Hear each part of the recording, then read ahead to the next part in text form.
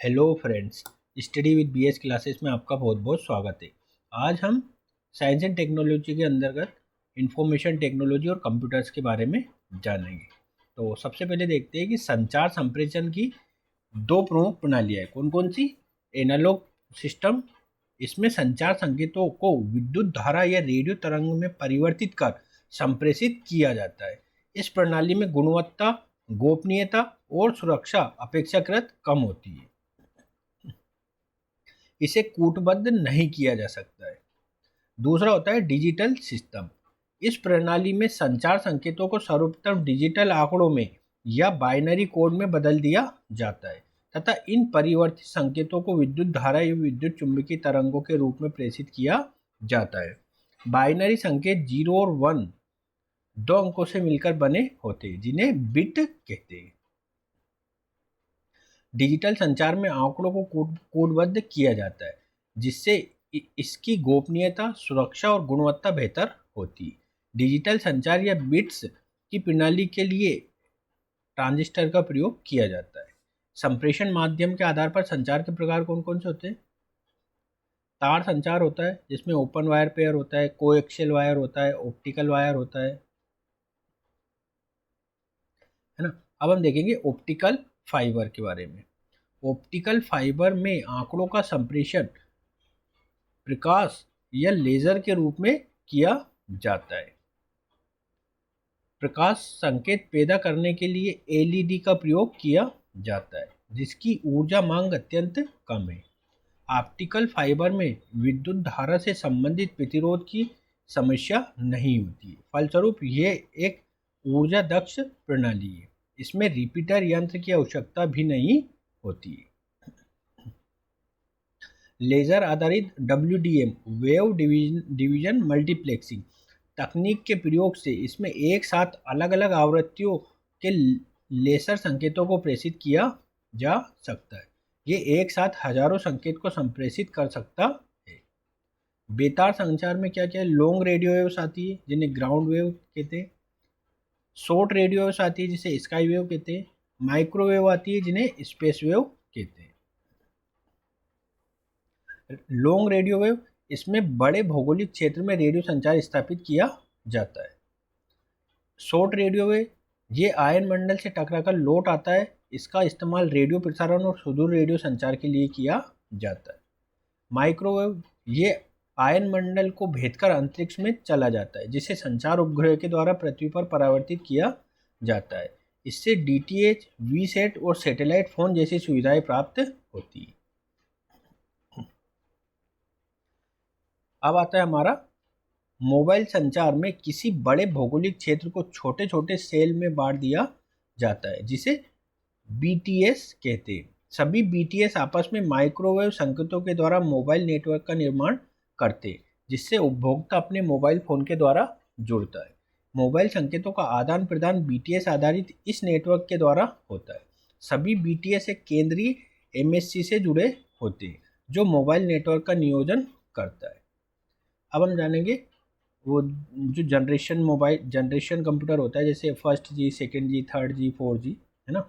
Network में first जी क्या होता है? ये मोबाइल फ़ोन की पहली पीढ़ी थी, जो एनालॉग पद्धति पर आधारित थी। ये ध्वनि केंद्रित सेवा थी, आंकड़े संप्रेषण क्षमता नगण्य थी इसमें। फिर आया 2G, ये ध्वनि केंद्रित सेवा है, जो डिजिटल प्रणाली पर आधारित है। इसके द्वारा कम मात्रा में आंकड़ों का संप्रेषण किया जा सकता है। कम मात्रा में इसमें आंकड़ों का संप्रेषण होता है।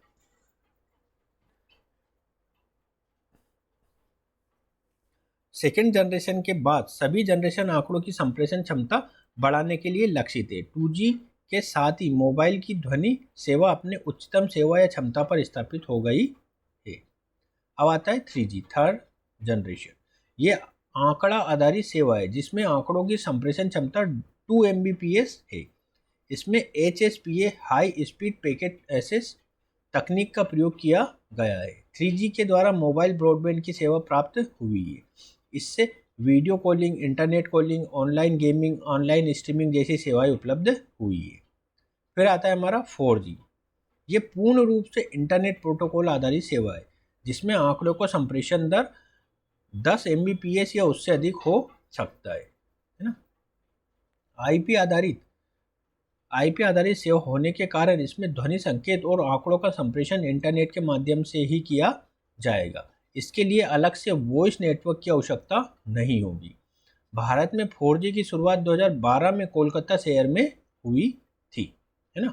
4G के तहत LTE लॉन्ग टर्म एवोल्यूशन, है ना, इसके अंतर्गत दो आते, LTE TDD टाइम डिवीजन डुप्लेक्सिंग और LTE FDD फ्रीक्वेंसी डिवीजन डुप्लेक्सिंग। ठीक है, अब हम देखेंगे टाइम डिवीजन डुप्लेक्सिंग। इसमें आंकड़ों के संप्रेषण और प्राप्ति के लिए एक ही आवृत्ति को अलग अलग समय अंतराल में बांटकर प्रयोग में लाया जाता है। FDD फ्रीक्वेंसी डिवीजन डुप्लेक्सिंग, इसमें आंकड़ों के संप्रेषण और प्राप्ति के लिए अलग अलग आवृत्तियों का प्रयोग किया जाता है। 4G के प्रयोग से high speed mobile broadband, digital video broadcasting, high definition mobile television जैसी सेवाएं प्राप्त हुई। अब आता है हमारा 5G। 5G मोबाइल तकनीक की अगली पीढ़ी है जो अभी विकासाधीन है। इसमें आंकड़ों की संप्रेषण क्षमता 1 Gbps से अधिक होगी और इससे अधिकतम संख्या में व्यक्तियों को जोड़ा जा सकेगा। इससे WWW world wide wireless web और IoT इंटरनेट ऑफ थिंग्स की परिकल्पना साकार होगी, है ना। WWW की परिकल्पना में पूरा विश्व अति उच्च क्षमता इंटरनेट जोन में बदल जाएगा, जहां कोई भी व्यक्ति किसी भी स्थान पर किसी भी नेटवर्क के द्वारा किसी भी संचार यंत्र से इंटरनेट नेटवर्क से जुड़ जाएगा। IoT की परिकल्पना में सामान्य जीवन के उपयोग के उपकरण इंटरनेट से जुड़कर अपने बीच आंकड़ों का आदान प्रदान करेंगे और बेहतर कार्यदक्षता प्रदान करेंगे। वर्तमान समय में 5G के रूप में उपयुक्त तकनीक चुनने की जिम्मेदारी एक अंतर्राष्ट्रीय संगठन 3GPP third generation partnership project को दी गई है तथा ITU 5G तकनीक के चुनाव में नियामक की भूमिका निभाएगा।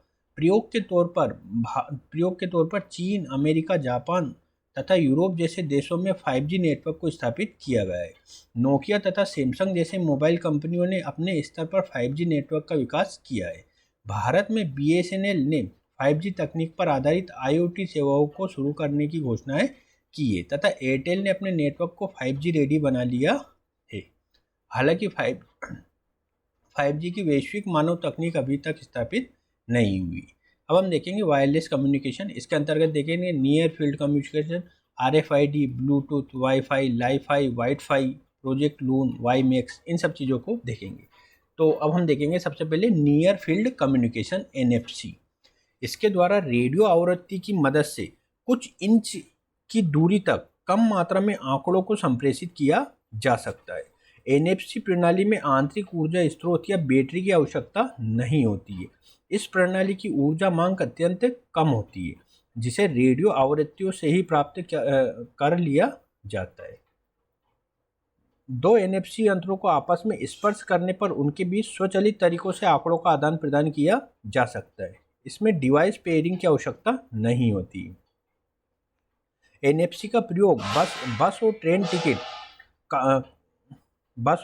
Ticket, contactless payment system, tap और पे सिस्टम आदि में किया जाता है, जिसमें वित्तीय लेन देन सुरक्षित हो जाता है। पर्सनल NFC टैग के प्रयोग से मोबाइल फ़ोन के द्वारा स्वचालित तरीके से मैसेज भेजे जा सकते हैं या मोड बदले जा सकते हैं। नेक्स्ट आता है हमारा रेडियो फ्रिक्वेंसी आइडेंटिफिकेशन, RFID। ये NFC की परिकल्पना पर आधारित एक इलेक्ट्रॉनिक यंत्र है, जिससे विशिष्ट आंकड़ों को संग्रहित कर किसी व्यक्ति या वस्तु की पहचान स्थापित की जाती है। RFID दो प्रकार का होता है। एक होता है निष्क्रिय RFID, इसमें बैटरी नहीं होता है, ये रेडियो आवृत्ति से ही ऊर्जा प्राप्त करता है तथा कुछ इंच की दूरी पर ही कार्य कर सकता है। दूसरा है सक्रिय RFID, इसमें ऊर्जा स्रोत के रूप में बैटरी का उपयोग किया जाता है, जिससे ये कई मीटर तक कार्य कर सकता है। RFID का प्रयोग स्कूल तथा दफ्तरों में उपस्थिति दर्ज कराने में, होटल, कार पार्किंग स्पेस में, कीलेस एंट्री में, शॉपिंग मॉल में वस्तुओं की पहचान के लिए और स्वचालित बिलिंग प्रणाली में। ब्लूटूथ क्या होता है? ये बेतार संचार की सरल और लोकप्रिय प्रणाली है, जिसके द्वारा 10 मीटर के दायरे में इलेक्ट्रॉनिक यंत्रों के बीच संपर्क स्थापित कर आंकड़ों का आदान प्रदान किया जा सकता है, जैसे पर्सनल एरिया नेटवर्क। जिसके द्वारा निजी प्रयोग के इलेक्ट्रॉनिक उपकरणों को आपस में जोड़कर पर्सनल एरिया नेटवर्क का निर्माण किया जाता है, जैसे fitness tracker, smart watch, tablet, speakers आदि। ये माइक्रोवेव पर आधारित है। नेक्स्ट आता है वाईफाई। इसको हम बोलेंगे वायरलेस फिडेलिटी के द्वारा 10 मीटर के दायरे में संचार संप्रेषण किया जा सकता है। इसका प्रयोग घरों और दफ्तरों में WLAN wireless local area network के निर्माण में किया जाता है, जिसमें विभिन्न कंप्यूटिंग यंत्रों के बीच बेतार संपर्क स्थापित किया जा सकता है। 10 मीटर के जिस दायरे में वाईफाई के द्वारा बेतार संचार स्थापित किया जाता है उसे वाईफाई हॉटस्पॉट कहते हैं। वाईफाई के द्वारा WLAN के सभी यंत्रों को इंटरनेट से भी जोड़ा जा सकता है। वाईफाई माइक्रोवेव पर आधारित है। किस पर आधारित है? वाईफाई माइक्रोवेव तरंगों पर आधारित है। अब आता है लाईफाई, जिसे लाइट फिडेलिटी कहते हैं। ये बेतार संचार की नवीनतम तकनीक है। इसमें माइक्रोवेव के स्थान पर दृश्य प्रकाश का प्रयोग किया जाएगा, इसलिए इसे VLC विजिबल लाइट कम्युनिकेशन भी कहते हैं। इसमें LED और इलेक्ट्रॉनिक चिप को जोड़कर डिजिटल आंकड़ों को प्रकाश तरंगों में बदलकर संप्रेषित किया जाता है। इन आंकड़ों की प्राप्ति के लिए कंप्यूटर, मोबाइल या अन्य डिजिटल यंत्रों में लाईफाई सेंसर या फोटो डिटेक्टर लगाए जाते हैं। लाईफाई के क्या लाभ है? आंकड़ों की संप्रेषण क्षमता सामान्य वाईफाई से सैकड़ों गुना अधिक होगी। इसके द्वारा 224 Gbps की संप्रेषण क्षमता प्राप्त की गई है। प्रकाश और LED आधारित होने के कारण इसकी ऊर्जा मांग अत्यंत कम होगी और इसका प्रयोग वाईफाई से सस्ता होगा। ये वाईफाई की अपेक्षा ज़्यादा सुरक्षित होगा क्योंकि प्रकाश तरंगे किसी बंद क्षेत्र के अपारदर्शी अवरोध को पार नहीं कर पाएंगे, जिससे इस नेटवर्क का अनाधिकृत प्रवेश मुश्किल होगा। 2011 में हेराल्ड हेस नामक वैज्ञानिक ने पहली बार लाईफाई शब्द का प्रयोग किया था। उन्होंने भारत में सोलर पैनल युक्त लाईफाई के प्रयोग से सार्वजनिक क्षेत्रों में इंटरनेट की सेवा देने की सलाह दी है। अब आता है वाइट फाई, है ना, जो टीवी के वाइट स्पेस जो बच जाते हैं उसमें हम वाइट फाई का प्रयोग कर सकते हैं। ये टेलीविजन प्रसारण के लिए उपयोग किए जाने वाली आवृत्तियों के प्रयोग से इंटरनेट की सुविधा प्रदान करने की तकनीक है। भारत में जमीनी टेलीविजन प्रसारण की आवृत्तियों का 93% भाग प्रयुक्त नहीं है, अप्रयुक्त है, जिसे तकनीकी भाषा में टेलीविजन वाइट स्पेस कहते हैं। वाइट स्पेस के अंतर्गत टेलीविजन वाइट स्पेस और मौजूदा टेलीविजन प्रसारण अवसंरचनाओं का इस्तेमाल कर 10 से 15 किलोमीटर के क्षेत्र में 20 Mbps की वायरलेस इंटरनेट सेवा बहाल की जा सकती है। इस प्रणाली को सौर ऊर्जा के प्रयोग से सस्ते दर पर संचालित किया जा सकता है। भारत में IIT बेंगलोर, IIT बेंगलोर और IIT मुंबई माइक्रोसॉफ्ट के साथ मिलकर वाइट फाई का प्रारंभिक परीक्षण और मूल्यांकन कर चुके हैं। माइक्रोसॉफ्ट के अनुसार यह तकनीक भारत में लगभग 1 अरब भारतीयों को मुफ्त वाईफाई सेवा उपलब्ध करा सकती है। अब हम देखेंगे प्रोजेक्ट लून। ये गूगल की अत्यंत महत्वाकांक्षी परियोजना है, जिसके तहत गूगल 18 किलोमीटर ऊपर समताप मंडल की ऊंचाई पर एक गुब्बारे को स्थापित कर सुदूर क्षेत्रों में इंटरनेट की सेवा प्रदान करेगा। ये गुब्बारे मजबूत लेटेक्स या क्लोरोप्रीन के बने होंगे, जिसमें हीलियम गैस भरा होगा। समताप मंडल में वायु की गति अपेक्षाकृत कम होती है, जिससे गुब्बारे लंबी अवधि तक एक ही स्थान पर रह सकते हैं। गूगल ने ऐसे गुब्बारे को तैयार किए हैं जो 180 दिनों तक एक ही स्थान पर हवा में रह सकते हैं। इसके द्वारा 40 किलोमीटर के दायरे में 4G स्तर की इंटरनेट सेवा प्रदान की जा सकती है। इस तकनीक का उपयोग दुर्गम और सुदूर क्षेत्रों में इंटरनेट सेवा प्रदान करने के लिए किया जाएगा। डिजिटल इंडिया मिशन के अंतर्गत इंटरनेट के विस्तार के लिए गूगल के साथ इस संदर्भ में प्रारंभिक करार किए गए हैं। अब हम देखेंगे WiMAX, world wide interoperability for microwave access, है ना। ये वाईफाई का विस्तृत रूप है, जिसके हॉटस्पॉट का दायरा 50 किलोमीटर है।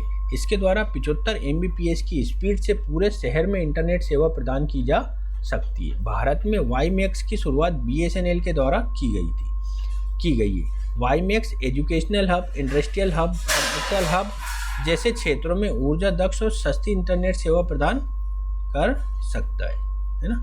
अब आता है national optical fibre network NOFM। इसका विकास BSNL और MTNL के द्वारा संयुक्त रूप से किया जा रहा है। संयुक्त रूप से किया जा रहा है।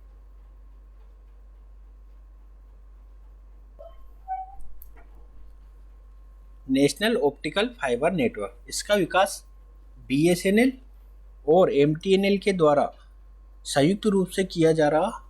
12 लाख किलोमीटर लंबे इस नेटवर्क के द्वारा भारत के सभी पंचायतों को आपस में जोड़ दिया जाएगा, जिसके द्वारा पूरे देश में ब्रॉडबैंड इंटरनेट सेवा प्रदान की जाएगी। वर्तमान समय में भारत के सभी जिलों और प्रखंडों को जोड़ा जा चुका है। नेशनल ऑप्टिकल फाइबर मिशन सर्वाधिक सुरक्षित और क्षमतावान संचार माध्यम है। ये डिजिटल इंडिया मिशन की महत्वाकांक्षी परियोजना में से एक है।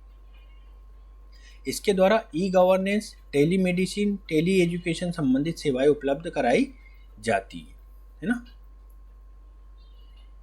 अब हम देखेंगे IPv4 इंटरनेट प्रोटोकॉल वर्जन 4। ये 32 बिट आधारित प्रणाली है, जिसके अधिकतम 4.3 बिलियन IP प्राप्त किए जा सकते। इंटरनेट के विकास को देखते हुए ये संख्या अधिक नहीं है। IPv4 की कमी भविष्य में हो सकती है। इसके इंटरनेट का विकास रुक सकता है तथा IP की जमाखोरी और कालाबाजारी शुरू हो सकती है। इस समस्या से निपटने के लिए इंटरनेट इंजीनियरिंग टास्क फोर्स ने IPv6 का विकास किया है, जो 128 बिट आधारित है। इससे IPv4 के 10⁻34 गुना IP प्राप्त किया जा सकता है। वर्तमान समय में इंटरनेट की मूल व्यवस्था में IPv4 का प्रयोग हो रहा है, लेकिन IPv6 का प्रयोग धीरे धीरे बढ़ रहा है। 2016 की रिपोर्ट के अनुसार वैश्विक इंटरनेट ट्रैफिक का लगभग 20% हिस्सा समानांतर रूप से IPv6 पर उपलब्ध है। IPv6 को लागू करने के लिए सामान्य उपयोगकर्ता को किसी प्रकार के तकनीकी बदलाव की आवश्यकता नहीं होगी, क्योंकि सभी आधुनिक ऑपरेटिंग सिस्टम IPv6 रेडी है। IPv6 को अपनाने के लिए आवश्यक तकनीकी बदलाव सर्वर और नेटवर्क के स्तर पर किया जाएगा। ठीक है। अब वेब 2.0, 3.0 और 4.0 क्या होती है ये जानेंगे। तो सबसे पहले देखते हैं वेब 2.0। ये इंटरनेट का वर्तमान स्वरूप है, जिसमें उपयोगकर्ता इंटरनेट पर प्रकाशित सामग्री के उपयोग के साथ साथ इसके विस्तार में भी योगदान देता है। इस संकल्पना के अंतर्गत कई नए वेब प्लेटफॉर्म या एप्लीकेशन का विकास हुआ है, जिसके द्वारा उपयोगकर्ता अपना योगदान दे सकता है, जैसे नॉलेज शेयरिंग प्रोग्राम है ना, विकिपीडिया, क्योरा आदि। सोशल मीडिया के तहत FB, Google plus. Photo sharing के तहत इंस्टाग्राम, पिकासा। वीडियो शेयरिंग के तहत यूट्यूब। माइक्रो ब्लॉगिंग के तहत ट्विटर। ब्लॉगिंग के तहत ब्लॉगशॉट, वर्डप्रेस आदि। वेब 2.0 का महत्व क्या है? इंटरनेट पर प्रकाशित सामग्रियों का अभूतपूर्व विकास हुआ है। रोजगार के नए अवसर प्राप्त हुए हैं। इससे प्राप्त सूचनाओं के आधार पर संचार या संस्था जनता की राय प्राप्त कर सकती है तथा अपने नीतियों की समीक्षा कर सकती है। अब मुद्दे क्या क्या इससे संबंधित? भारत जैसे विकासशील देश में अंकीय विभाजन एक गंभीर समस्या है। जनसंख्या का वो भाग जिसके लिए नीति या योजनाएं बनाई जाती है, वे अब तक सूचना प्रौद्योगिकी तथा इंटरनेट की मुख्य धारा से जुड़ नहीं पाए। इस पर प्रकाशित सामग्री की गुणवत्ता प्रमाणित नहीं है। इस पर सेंसरशिप लागू नहीं होता है। फलस्वरूप इस पर किसी भी प्रकार की सामग्री प्रकाशित की जा सकती है, जो अनुचित भी हो सकती है। अब हम देखेंगे वेब 3.0, सिमेंटिक वेब भी कहते हैं इसे। ये इंटरनेट का नवीनतम स्वरूप है जो विकास की अवस्था में। इसके द्वारा उपयोगकर्ता को अपने रुचि और स्थिति के अनुरूप सूचनाएं इंटरनेट से प्राप्त होंगी। इस परिकल्पना में उपयोगकर्ता इंटरनेट पर जटिल सवाल पूछ सकता है, जिसका जवाब आंकड़ों की गणना के आधार पर इंटरनेट उपलब्ध कराता है। इस सुविधा को मानवीय व व्यवहारिक बनाने के लिए कई कंपनियों ने वॉइस असिस्टेंट सिस्टम जारी किए हैं, है ना। जैसे ओके गूगल ने लॉन्च किया है, सीरी एप्पल ने लॉन्च किया है, कोर्टना माइक्रोसॉफ्ट ने लागू किया है, अलेक्सा अमेजन ने बनाया है। अब हम देखेंगे वेब 4.0, है ना। इसे ultra intelligent electronic system agent भी कहते हैं। यह किसी व्यक्ति की रुचि, स्थिति और कार्य के अनुरूप सहायक की भूमिका निभाता है तथा विभिन्न प्रकार के एप्लीकेशन पर प्रयोग करते हुए उस व्यक्ति के निजी और व्यावसायिक कार्यों का संपादन कर सकता है। अब हम देखेंगे सुपर कंप्यूटर क्या होता है। सुपर कंप्यूटर की क्षमता एक सामान्य सामान्य कंप्यूटर से हजारों गुना अधिक होती है। ये समानांतर प्रोसेसिंग के सिद्धांत पर कार्य करता है, जिसमें हजारों प्रोसेसर की समानांतर क्रम में लगाकर गणना की जाती है। सुपर कंप्यूटर अत्यधिक बड़े मात्रा के आंकड़ों की गणना अत्यंत कम समय में करता है। सुपर कंप्यूटर की गणना क्षमता को फ्लॉप्स इकाई में मापी जाती है ना, flops FLOPS, floating point operations per second, है ना, tera flops, peta flops, exa flops, है ना। सुपर कंप्यूटर एक दोहरी तकनीक है जिसका प्रयोग शांतिपूर्ण और प्रतिरक्षा दोनों संदर्भों में किया जाता है। इसके सामान्य उपयोग निम्नलिखित है। कौन कौन से? क्वांटम भौतिकी गणनाएं, नैनो तकनीकी अनुसंधान, भूकंप और भूगर्भ शास्त्र संबंधी अध्ययन, जीनोम अध्ययन और जैव सुरक्षा विज्ञान, दवाओं के निर्माण, मूलभूत वैज्ञानिक अनुसंधान में आंकड़ों का अध्ययन, प्रमोशन यान, वायुयान तथा मिसाइल के निर्माण और परीक्षण में, विभिन्न प्रकार के परीक्षण के लिए आभासी सत्यता के निर्माण के लिए, है ना, मतलब साइमुलेशन में, परमाणु भट्टी और नाभिकीय हथियारों के निर्माण में। सुपर कंप्यूटर का विकास 1960 के दशक में अमेरिकी वैज्ञानिक सीमोर क्रे के द्वारा किया गया है। भारत में सुपर कंप्यूटर के विकास के लिए 1998 में CDEC, central for development of advance computing की स्थापना की गई। डॉक्टर विजय भटकर इसके संस्थापक अध्यक्ष बने। इनके नेतृत्व में 1991 में भारत का पहला सुपर कंप्यूटर परम 8000 का विकास किया गया। वर्तमान समय में कई अन्य संस्थान सुपर कंप्यूटर के निर्माण में सक्रिय, जैसे IISc बेंगलोर, बार्क, DRDO, इसरो आदि, है ना। टॉप 500 लिस्ट क्या है? इसे प्रत्येक 6 महीने पर प्रकाशित किया जाता है, जिसमें दुनिया के 500 सर्वश्रेष्ठ सुपर कंप्यूटरों को शामिल किया जाता है, जिसके आधार पर किसी देश के सुपर कंप्यूटर के क्षेत्र में क्षमता का आकलन किया जाता है। जून 2018 में प्रकाशित टॉप 500 लिस्ट के अनुसार USA, है ना, IBM द्वारा निर्मित समिट सुपर कंप्यूटिंग दुनिया का सर्वश्रेष्ठ सुपर कंप्यूटर है, जिसकी गणना क्षमता 122 पेटाफ्लॉप है। सेकेंड कौन सा है? तान लाइट सनवे, चाइना का है, इसकी क्षमता 93 पेटाफ्लॉप से। थर्ड है सियोरा, USA का, इसकी क्षमता 71 पेटाफ्लॉप से। इस टॉप 500 लिस्ट के देशों की सूची में चीन 206 सुपर कंप्यूटर के साथ पहले स्थान पर है, जबकि USA 124 सुपर कंप्यूटर के साथ दूसरे स्थान पर है। इस लिस्ट में भारत 5 सुपर कंप्यूटर के साथ 12वें स्थान पर है। भारत में सर्वश्रेष्ठ सुपर कंप्यूटर पेरा है प्रत्युष, है ना, क्रे X440 भी बोलते हैं इसे USA से प्राप्त किया गया है। इसकी गणना क्षमता 3.7 पेटाफ्लॉप्स है और इसे IITM, Indian institute of tropical metrology में स्थापित किया गया है।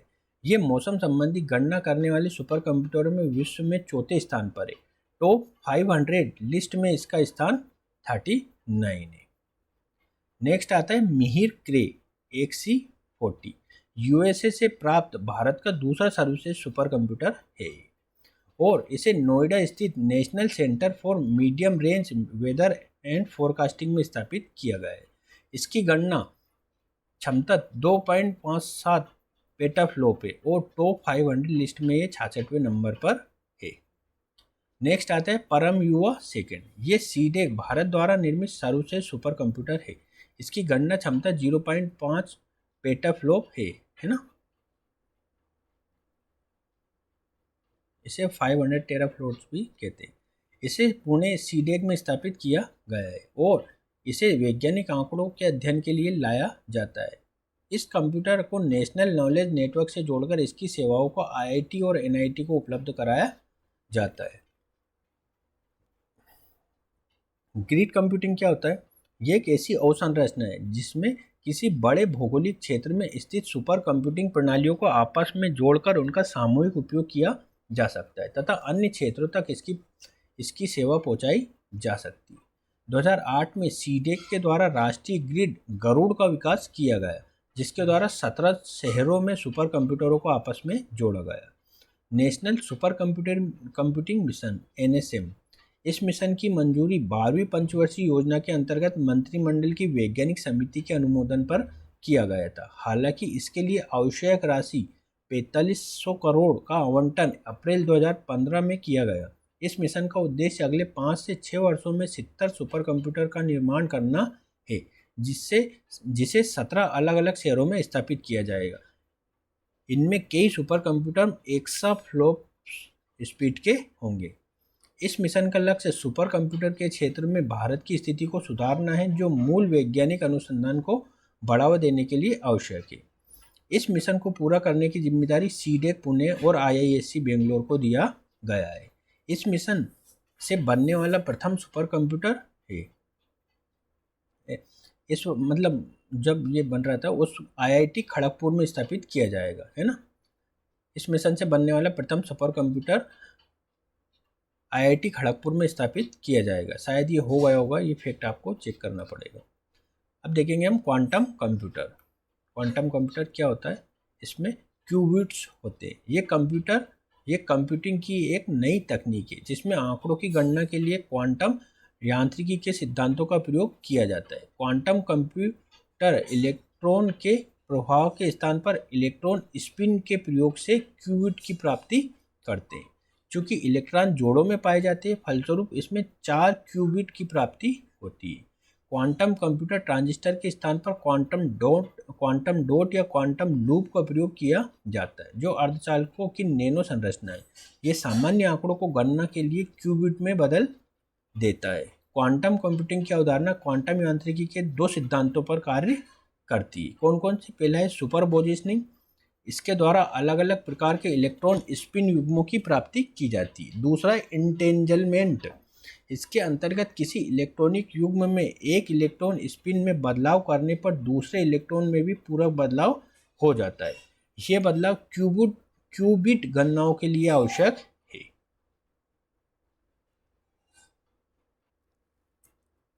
अब हम देखेंगे डी वेव सिस्टम। ये पहली ऐसी कंपनी जिसने 2011 में डी वेव नामक क्वांटम कंप्यूटर को बाजार में उतारा। वर्तमान में इसके कई संस्करण उपलब्ध है। 2017 में इस कंपनी ने अपना नवीनतम क्वांटम डी वेव 2000 क्यूब का विकास किया है, जिसकी क्षमता 2000 क्यूबिट की है। वर्तमान समय में क्वांटम कंप्यूटर पर गूगल, नासा, लॉकहीड मार्टिन जैसी संस्थाएं कार्य कर रही है। इसका प्रयोग कृत्रिम बुद्धिमत्ता, मशीन लर्निंग और प्रतिरक्षा अनुप्रयोग संबंधी अनुसंधान में किया जा रहा है। क्वांटम कंप्यूटिंग की संभावनाओं को देखते हुए IBM ने इस पर अनुसंधान परियोजना शुरू की है तथा माइक्रोसॉफ्ट ने क्वांटम कंप्यूटिंग विकास को प्राथमिकता सूची में स्थान दिया है। सितंबर 2017 में भारत में क्वांटम कंप्यूटिंग विकास की संभावनाओं को तलाशने के लिए हरिश्चंद्र इंस्टीट्यूट में इलाहाबाद में एक राष्ट्रीय सम्मेलन का आयोजन किया गया। वर्तमान समय में भारत में क्वांटम कंप्यूटर विकास सैद्धांतिक स्तर तक ही है। ऑप्टिकल कंप्यूटर क्या होता है?